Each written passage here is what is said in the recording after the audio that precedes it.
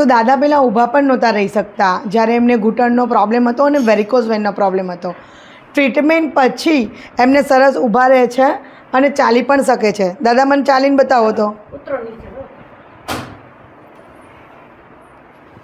ટેકો આપવો પડે છે? આપું ટેકો?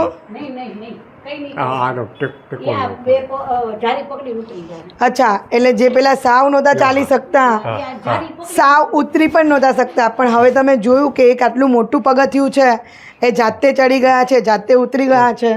તમે ધ્યાન રાખજો, તમે ધ્યાન રાખજો. દાદાને અમારી પણ ચિંતા છે, એવું કહે છે તમે ધ્યાન રાખજો. દાદા કેટલું સરસ ચાલી શકે છે. તો આપ જોઈ રહ્યા છો કે મોહન દાદા પહેલાં ચડી પણ નહોતા શકતા, ઉતરી પણ નહોતા શકતા. બંને ઘૂંટણ અને વેરિકોઝ વેનની બહુ જ પ્રોબ્લેમ હતી એમને સાવ ચાલી નહોતા શકતા. અત્યારે ઘરની બહારે બહુ જ સરસ આંટા પણ મારી શકે છે અને ચાલી પણ શકે છે. સો એમને અમારે ત્યાં modern technology genicular artery embolization and laser treatment કરાવી છે રેડિયો ફ્રિક્વન્સીથી વેરિકોઝ વેનની. તો અત્યારે એમને બહુ જ સારું છે. તો આપે બધાએ એમને ખુદ જોયું, ચાલતા જોયું, સીડીઓ ચડતા ઉતરતા જોયું, ઢાળ પણ ચડી શકે છે.